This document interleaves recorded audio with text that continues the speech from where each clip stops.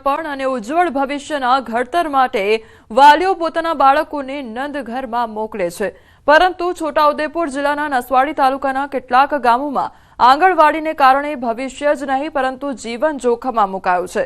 નસવાડી તાલુકાના કાંધા ગામે 10 થી વધુ બાળકો આંગણવાડીમાં ભણે છે, પરંતુ ગામમાં મકાન ન હોવાથી આંગણવાડી કર્મચારીના કાચા ઝૂંપડામાં ચાલે છે। સડેલા લાકડાની છત પર તાડપત્રી ઢાંકવામાં આવી છે, જે ગમે ત્યારે પડી શકે છે। નાની જગ્યા અને સુવિધાના અભાવે બાળકોને રમકડા પણ મળતા નથી। વરસાદ અને વાવાઝોડાની પરિસ્થિતિમાં વાલીઓ બાળકોને ઘરે રાખવા મજબૂર બને છે। પાણીનું મકાન જર્જરિત થઈ ગયેલું છે, એનું મટીરિયલ પડ્યું છે। આવામાં છોકરાઓને મોકલવામાં અમારે કેટલી એ પડે। અમે ચોમાસામાં મોકલતા નહીં છોકરાઓને, વરસાદ હોય એટલે નહીં મોકલતા। પ્લાસ્ટિક બાંધેલું છે અને કાચું ઝૂંપડું છે આંગણવાડીમાં। ક્યારે પડે ક્યારે નક્કી નહીં, એટલે વરસાદ અને વાવાઝોડું હોય તે દિવસે તો અમે મોકલીએ જ ના। બેસી રહી એમ શાંતિથી, એમ ડર લાગે પણ બેસી રાખીએ વળી બને ત્યાં અમે ત્યાં જતા રહીએ ને પછી નવું મકાન મળે તો સારો ફાયદો રહે। આ લગભગ 1.5 વર્ષ જેવું થઈ ગયું। ભાડાનું મકાન ત્યાં બાળકો બેસાડે। હમણાં એ જે ઝૂંપડું છે ને એ કાર્યકરનું ઘર હતું અને જે ભાડાનું મકાન એ હેલ્પરનું ઘર હતું અને ત્યાં બાળકો બેસાડે। એમાં આંગણવાડીનું મકાનનું કામ તો પૂરું થઈ ગયું છે, ખાલી લાઇટ ફિટિંગ અને કલર કામ એટલું બાકી છે, પૂરું થઈ ગયું, ત્યાં બાળકો જતા રહે છે। દિલચંદ્રિકાબેન તો સમગ્ર મામલે ગ્રામ લોકોનું કહેવું છે કે અનેક રજૂઆત છતાં કોઈ નિરાકરણ નથી આવ્યું। જો કે આ મામલે આંગણવાડી સેવિકાએ જણાવ્યું કે ટૂંક સમયમાં આંગણવાડીનું નવું મકાન બની જશે, ત્યારબાદ આંગણવાડીને ત્યાં ખસેડવામાં આવશે। જો કે હવે આંગણવાડીના નવા મકાનનું કામ કેટલા સમયમાં પૂરું થાય છે તે જોવું રહ્યું। છોટાઉદેપુર જિલ્લાના નસવાડી તાલુકાના અંતરિયાળ વિસ્તારમાં આવેલું કાંધા ગામ અને કાંધા ગામની અંદર જે આંગણવાડી જે ચાલી રહી છે, આપણે તસવીર બતાવવા માંગીશું કે આ કાંધા ગામની આંગણવાડી છે, જે હાલ બિલકુલ કાચા ઝૂંપડામાં ચાલી રહી છે। તાડપત્રી એટલે પ્લાસ્ટિક બાંધીને આંગણવાડી ચલાવવામાં આવે છે। આ ગામના બાળકો અહીં જ આવે છે અને અહીં અભ્યાસ મેળવે છે, પરંતુ આપ બહારથી જ તસવીર અહીં જોઈ શકો છો કે કેવી પરિસ્થિતિ છે।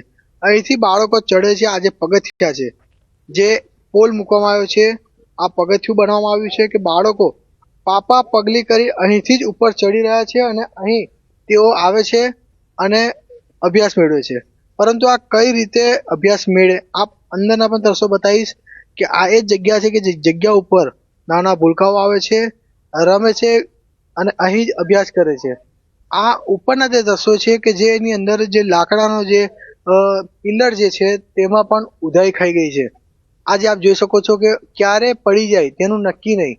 આ ઝૂંપડું ક્યારે ખવાઈ જાય, અહીં જ આ જ નીચે બેસીને અભ્યાસ કરતાની ઉપર જે પંખો જે છે તેને પણ તાર બાંધવામાં આવ્યો છે। અનેક સવાલો જે છે તે અહીં ઊભા થઈ રહ્યા છે, કારણ કે નાના ભૂલકાઓ પાપા પગલી કરતા અહીં આવતા હોય છે, અભ્યાસ મેળવતા હોય છે, પરંતુ શું આવા કાચા મકાનની અંદર?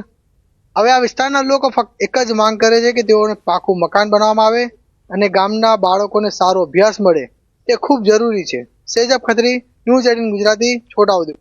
કોર્પોરેશન દ્વારા 1 એપ્રિલથી 15 ડિસેમ્બર 2025 દરમિયાન 7 ઝોનમાં હાથ ધરાયેલી સઘન દબાણ વિરોધી ઝુંબેશ હાથ ધરવામાં આવી હતી, જેને લઈ શહેરના માર્ગો ટ્રાફિક મુક્ત બન્યા છે। આ કામગીરી હેઠળ 11,000થી વધુ લારી ગલ્લા, 90,000થી વધુ અન્ય સામગ્રી અને હજારો બોર્ડ બેનરો દૂર કરવામાં આવ્યા છે।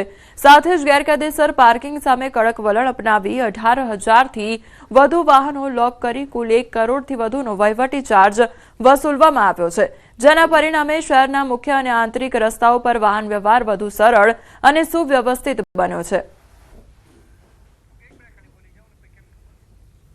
તો અમદાવાદમાં જે રોડ રસ્તા પર જે ટ્રાફિકની સમસ્યા સર્જાતી હોય છે તેને દૂર કરવા માટે આ કામગીરી હાથ ધરવામાં આવી છે। તો દબાણની પ્રક્રિયા પણ હાથ ધરવામાં આવી હતી। બીજી તરફ ટ્રાફિક સમસ્યાના ઉકેલ માટે એમસી દ્વારા સરાહનીય કાર્યવાહી હાથ ધરવામાં આવી હતી। યુનિવર્સિટીના ઉત્સવ અને ઓલિમ્પિક જેવા ભવ્ય સ્પોર્ટ્સ આયોજન વચ્ચે કેસીજી દ્વારા બહાર પાડવામાં આવેલા આઉટસોર્સિંગ ભરતી પરિપત્ર સામે ઉગ્ર વિરોધ જોવા મળ્યો। વિદ્યાર્થીઓ અને કર્મચારીઓએ કાળી પટ્ટી બાંધીને પોતાનો વિરોધ નોંધાવ્યો।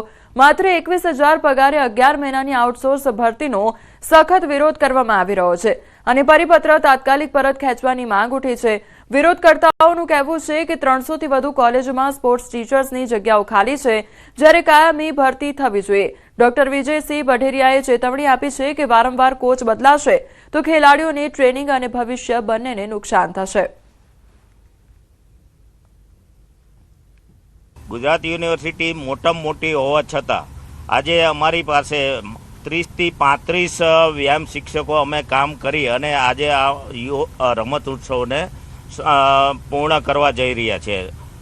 અમારી માંગ એ છે કે હાલમાં કેસીજી તરફથી એક સર્ક્યુલર કરવામાં આવેલો છે અને એ સર્ક્યુલરમાં આઉટસોર્સથી અમારી જે સરકારી કોલેજોમાં ફિઝિકલ એજ્યુકેશન ટીચર્સની જે ભરતી ખાલી જગ્યાઓ જે છે એની માટે આઉટસોર્સથી ભરતી કરવાનો એક પ્રયાસ થઈ રહ્યો છે, એને અમે વખોડી રહ્યા છીએ। આઉટસોર્સિંગનો જે પરિપત્ર થયેલો છે એને અમે સખત શબ્દોમાં વિરોધ કરીએ છીએ। સરકારનું જ્યારે એનું વલણ હોય કોમનવેલ્થ કરવાનું, સ્પેશિયલ ઓલિમ્પિકનું આયોજન કરવાનું અને તમે બેઝિક માળખાની જે જરૂરિયાત છે કે ફિઝિકલ એજ્યુકેશન શું છે અને કઈ રીતે એને ડેવલપ કરવાનું એ સેન્સ તમે મારી નાખવા માગો છો આઉટસોર્સિંગથી કરવાથી। આઉટસોર્સિંગ કરવાનો કોઈ સરકારમાં યુજીસીમાં એવો કોઈ પરિપત્ર જ નથી। 11 મહિના માટેની ભરતી બરાબર, જ્યારે ખેલાડીને તૈયાર કરવામાં આવે છે ઓલિમ્પિક લેવલનું ને એનું આપણું જ્યારે દ્રષ્ટિકોણ છે, વિઝન છે, ત્યારે જે તે અધ્યાપક હોય છે એ 4 વર્ષ કે 10 વર્ષનું આખું ટાર્ગેટ હોય છે એનું। જે ખેલાડી હોય છે ખેલાડીને એવી રીતે ટ્રેનિંગ આપતો હોય છે કે વર્ષ પછી આ કરવાનું, 2 વર્ષમાં આ કરવાનું, 3 વર્ષમાં આ કરવાનું। જો તમે 11 જ મહિનામાં જે તે કોલેજમાં વિદ્યાર્થીને ટ્રેનિંગ આપતો અધ્યાપક હોય એ બદલી નાખો તો એનો કોઈ મતલબ જ નથી રહેતો કે 11 મહિનાની ટ્રેનિંગ આપ્યા પછી બીજો કોઈ કોચ આવીને એને ટ્રેનિંગ આપે તો એ ખેલાડીનું ત્યાંથી પાછી 0થી શરૂઆત થાય છે। શહેરમાં ગેરકાયદેસર લીલા લાકડાની હેરાફેરીનો પર્દાફાશ થયો છે। ચોટીલા રાજકોટ હાઈવે પરથી 2 કરોડથી વધુનો મુદ્દામાલ જપ્ત કરાયો છે। ચોટીલા ડેપ્યુટી કલેક્ટરે કાર્યવાહી હાથ ધરી ગેરકાયદેસર લીલા લાકડા ભરેલા આઈસર અને ટ્રક સહિત કુલ 15 વાહનો ઝડપાયા છે। 2.40 કરોડનો મુદ્દામાલ કબજે કરી મામલતદાર કચેરી ખસેડવામાં આવ્યો। કોઈપણ મંજૂરી કે પરવાનગી વગર લીલા લાકડાનું ગેરકાયદેસર કટિંગ અને વહન કરતા હતા વાહન માલિકો અને ચાલકો વિરુદ્ધ ગુનો નોંધી કાર્યવાહી હાથ ધરવામાં આવી છે। બેફામ વૃક્ષ છેદન થતા પર્યાવરણ પ્રેમીઓમાં ભારે રોષ જોવા મળી રહ્યો છે।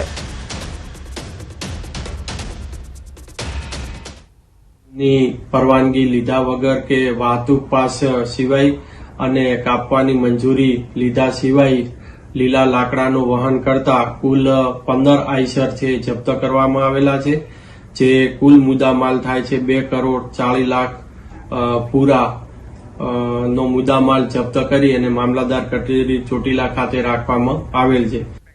સુરેન્દ્રનગરના થાન તાલુકાના ખાખરાવાડી ગામની સીમમાં કાર્બોસેલની લીઝ અંગે ચેકિંગ હાથ ધરવામાં આવ્યું હતું। 2 લીઝના માલિકો અવસાન પામ્યા હોવા છતાં તેમના નામે રોયલ્ટી પાસ ઇસ્યુ કરવામાં આવતા હોવાની વિગતો બહાર આવી છે। તેમજ ચેકિંગ દરમિયાન લીઝમાં અનેક નિયમોનો ઉલાળ્યો કરી ખોદકામ કરવામાં આવ્યું હોવાની વિગતો બહાર આવી છે। સ્થળ પરથી 2 ક્રશર પ્લાન્ટ, ચારણો, ટ્રેક્ટર, વે બ્રિજ સહિત કુલ 35.65 લાખનો મુદ્દામાલ કબજે કરવામાં આવ્યો છે।